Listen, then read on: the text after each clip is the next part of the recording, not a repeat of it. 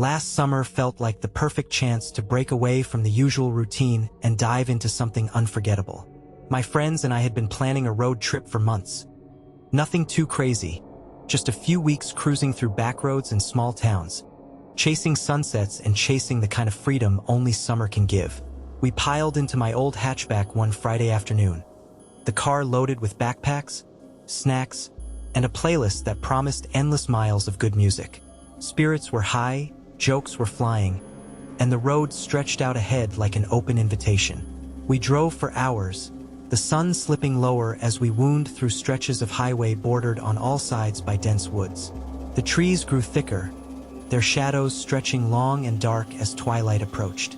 I remember feeling a strange mix of excitement and unease, but I shoved the thought aside. After all, this was just part of the adventure. By the time we reached a tiny town that seemed to exist only on a map, the sky was a bruised purple, and the streetlights flickered weakly. We stocked up on gas and supplies, laughing about how remote everything felt, then pointed the car toward the next leg of the trip. About an hour later, on a narrow stretch of road that seemed to vanish into the forest, the car sputtered and slowed, the engine coughing before dying altogether. The dashboard lights blinked out, leaving us in near-complete darkness except for the faint glow of the moon filtering through the trees. We tried restarting it a few times, but the engine refused to turn over. Phones showed patchy signal at best, and the nearest town was miles back the way we'd come. It was one of those moments where time seemed to stretch and the woods around us felt suddenly vast and unknowable. I remember the way the silence settled over us, thick and heavy, broken only by the occasional rustle of leaves or the distant call of some night creature. We sat in the car, exchanging nervous looks, trying to laugh it off. It's just a breakdown, no big deal, but something felt off. Shadows seemed to flicker just beyond the windows, shapes twisting in the corner of my vision that vanished when I looked directly. My friends joked about it being bears or some other wildlife, but even they didn't sound convinced. As we debated our next move, faint sounds started to emerge from the darkness surrounding us. Whispers carried on the wind, so soft at first I thought I might be imagining them. Then footsteps, slow and deliberate, circling the car. We pressed our backs to the seats, trying to peer into the blackness beyond the windshield. There was no moonlight on the road, just the endless thicket of trees swallowing up the night, but something moved out there, just beyond the edge of visibility. I caught a glimpse of a shadow slipping from one tree to the next, too quick to make out any details, yet unmistakably human in shape. The whispers grew clearer, though still unintelligible, like voices speaking just out of reach. Our bravado began to crumble, replaced by a creeping dread that settled deep in my gut. We locked the doors and rolled up the windows, clutching whatever we had close. My friend Mike gripped a tire iron. Another held a flashlight with trembling hands. Every few minutes, the footsteps would pause, then circle again, sometimes accompanied by a faint tapping sound on the roof or hood of the car. We dared not look directly anymore, afraid of what might be just beyond the glass. Hours passed, or maybe it was only minutes. Time seemed distorted in that claustrophobic space. Our eyes grew heavy, nerves frayed, and the line between reality and fear blurred. At one point, I thought I saw a pair of glowing eyes staring straight at me from the shadows, but when I blinked, they were gone. The whispering voices seemed to be chanting something, a low, rhythmic murmur that made my skin crawl. We tried calling for help, shouting our location into the night, but the forest swallowed our words. No answers came back, only silence and the ever-present feeling that we were being watched. Every now and then, the tapping would turn into more aggressive pounding, rattling the car like someone desperate to get in. I could feel my heart pounding in my chest, the air thick with tension and the unknown. Despite the terror, none of us wanted to admit how scared we really were. We huddled together, sharing stories and memories from better times, anything to keep our minds grounded. But the forest outside seemed alive with unseen eyes and whispered secrets, as if the trees themselves were closing in, waiting. I remember catching Mike's glance in the rearview mirror, his usual confident grin wiped away, replaced by something raw and vulnerable. When dawn finally began to break, the strange activity outside the car slowed. The footsteps retreated, the whispers faded into the morning breeze, and the pounding ceased. We sat in stunned silence, the sun's pale light offering some comfort but doing little to erase the fear gnawing at us. Our car still wouldn't start, but with daylight came a sliver of hope that we could find help on foot. We gathered what we could, steeling ourselves to leave the safety of the vehicle and face whatever lay beyond those looming trees. Looking back now, that first night was a turning point, the moment when our carefree trip took a dark and unsettling turn. The remote woods, the strange sounds, and the shadows circling us weren't just figments of tired minds. Something was out there, something that watched and waited, and it wasn't done with us yet. But for now, all we could do was step into the forest and hope we'd find a way out before night fell again. With the first light creeping through the thick canopy overhead, we forced ourselves out of the car. The air was cool and damp, tangled with the smell of pine and earth.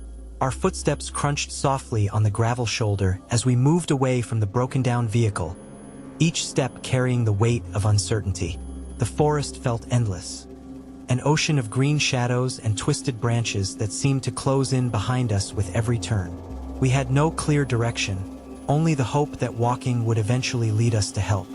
After what felt like hours of stumbling through underbrush and thick roots, we spotted something unusual. A faint glow against the trees, a flicker of light that didn't belong to the dawn. As we drew closer, the outline of a building became visible. A roadside diner, long abandoned and swallowed by vines and rust. The sign above the door hung crooked, its paint faded and peeling, but the neon letters still spelled out Sunset Grill. The diner stood silent and empty, a relic from a forgotten era. Its windows were grimy and cracked, casting dull reflections of our anxious faces. Something about it felt both inviting and deeply wrong. We hesitated at the threshold, the cold air inside smelling of mildew and something metallic, old blood, maybe. The floorboards creaked beneath our feet as we stepped inside, the weak light from outside barely illuminating the worn booths and a shattered counter. The walls were covered in peeling wallpaper, but what caught our attention were the scribbles and scrawls inked in charcoal and what looked like dried paint. Symbols, strange and unfamiliar, curled across the surfaces, circles intersected by jagged lines, some resembling twisted trees or distorted faces. It was as if someone had been using the diner walls as a canvas for some dark, desperate language. In one corner, a bulletin board held yellowed newspaper clippings pinned with rusty tacks. Torn edges and fading headlines told stories of missing travelers, lost hikers, and unexplained disappearances stretching back decades. One article mentioned a string of disappearances on this very stretch of highway. Victims never found, their vehicles abandoned or wrecked. The words "vanished without a trace" and "local legend" appeared repeatedly, fueling an icy knot of fear in my stomach. As we sifted through the remnants, my friend Sarah suddenly froze, eyes wide with alarm. She pointed toward a tattered backpack lying under a table, half hidden in shadow. It looked fresh, too fresh. Inside, we found a few personal items: a crumpled map, an empty water bottle, and a faded photograph of a young man smiling, the kind of careless grin that makes you think of road trips and freedom. But none of us recognized him. Before we could process the find, a sudden noise shattered the silence. A sharp, frantic scraping from the kitchen area, like nails dragged across metal. We exchanged panicked glances. Mike, gripping the tire iron tighter than ever, whispered that we should leave immediately. But then, without warning, Sarah vanished. One moment she was there, standing by the counter, and the next she was gone. No scream, no warning, just an empty space where she'd been. A cold dread surged through us, paralyzing and raw. We called her name, our voices cracking as we searched the shadows and dark corners, but she was nowhere to be found. It was as if the walls had swallowed her whole. Panic erupted, and with adrenaline pushing us beyond reason, we bolted from the diner and plunged back into the forest. The trees, once silent witnesses, now seemed to close ranks, their branches snagging at our clothes and faces as we ran blindly. Behind us, the faintest trace of movement flickered between the trunks. A shadowy figure, too quick and elusive to clearly see, stalking our frantic escape. Branches whipped against my skin, and my lungs burned as I pushed harder, desperate to put distance between us and whatever hunted us. The forest seemed alive with whispers and footsteps, echoing the terror we felt. I caught Mike's glance over his shoulder. His usual calm shattered, replaced by raw panic. We didn't stop running until the trees thinned, and the first rays of sunlight broke through, dappling the ground with pale gold. Breathless and trembling, we stumbled onto a quiet country road. The diner was nowhere in sight, swallowed back into the woods as if it had never existed. We collapsed on the roadside, hearts pounding, sweat mixing with tears. Sarah was gone, and the weight of her absence pressed down on us like a stone. We debated what to do next. Calling the police seemed the obvious step, but the patchy signal on our phones made it nearly impossible. The few bars we managed to scrape together were filled with static and dropped calls. We tried to piece together what had happened, but the memories were fragmented, like a nightmare dissolving at dawn. The forest, the diner, the symbols, they all felt connected to something far darker than we could understand. Did Sarah fall victim to some malevolent force tied to that place? Or was it something else, something beyond human comprehension? The questions gnawed at me, relentless and unanswered. Despite the terror, we knew we couldn't just wait there. We began walking toward the nearest town we could find on the map, the road winding through quiet fields and deserted farms.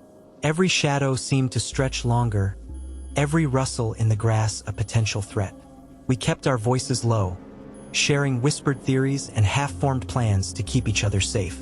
As the day wore on, I couldn't shake the feeling that we were being watched, that the woods had left their mark on us. The symbols from the diner haunted my mind. Their twisted shapes burned into my memory. I tried to rationalize it. Maybe some local pranksters had vandalized the building, or perhaps the newspaper articles were just tragic coincidences tied to an unfortunate stretch of road. But deep down, I knew it was more than that. The presence we'd sensed around the car that first night had followed us here, growing stronger and more insistent. Something in those woods wasn't done with us, and it had taken Sarah as a warning.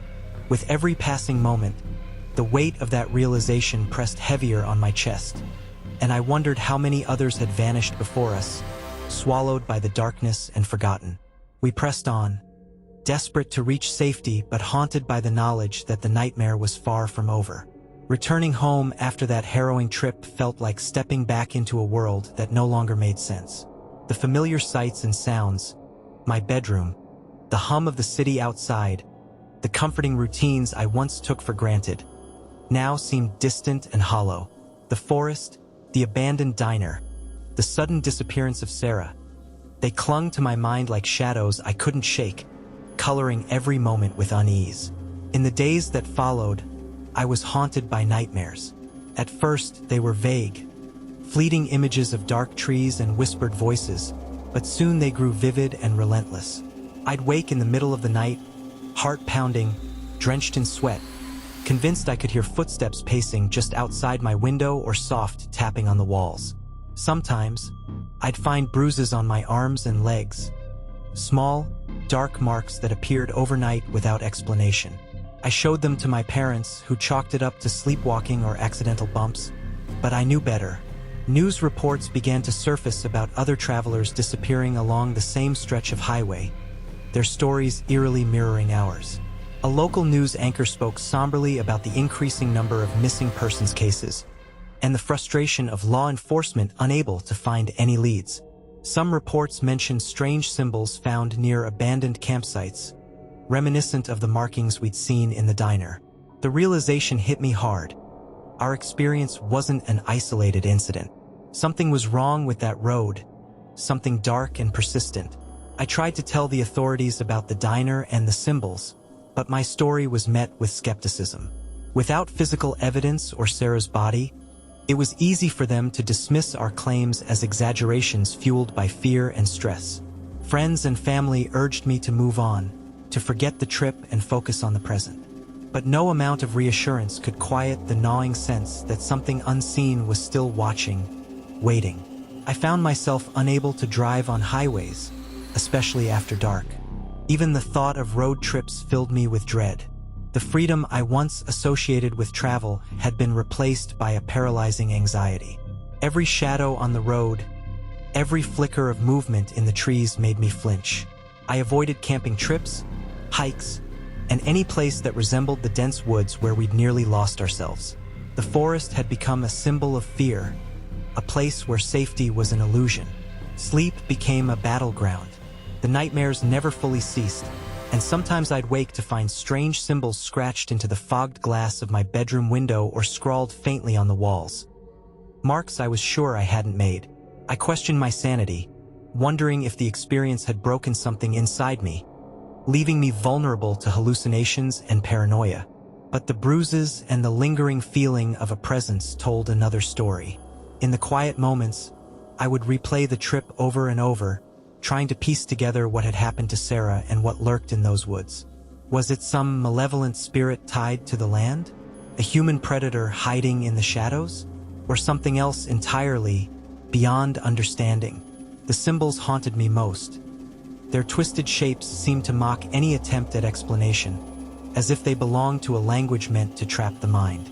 Friends who had been on the trip with me drifted away, unable to deal with the trauma or the silence surrounding Sarah's disappearance. Some refused to talk about it, while others insisted it was best to forget and move on. But the story was etched into my life now, a scar that refused to fade. I felt isolated, trapped between the world I once knew and the dark reality that had invaded it. Occasionally, I would catch glimpses of movement out of the corner of my eye, shadows that vanished when I turned, whispers that faded when I listened closely. It was as if the presence from the woods had followed me home, refusing to let go. I tried everything to rid myself of the fear. Therapy, meditation, even moving to a new apartment. But the sense of being watched persisted, a constant weight on my soul. Despite everything, I knew I couldn't bury the truth forever. The highway, the forest, and the sinister symbols were all connected to something that needed to be understood, even if the answers were terrifying. But for now, I had to live with the fear, the unanswered questions, and the memory of a friend lost to a darkness I couldn't fight. This ordeal changed me irrevocably. The summer that was supposed to be an adventure became a haunting reminder of how fragile safety can be, and how easily the unknown can steal what we hold most dear.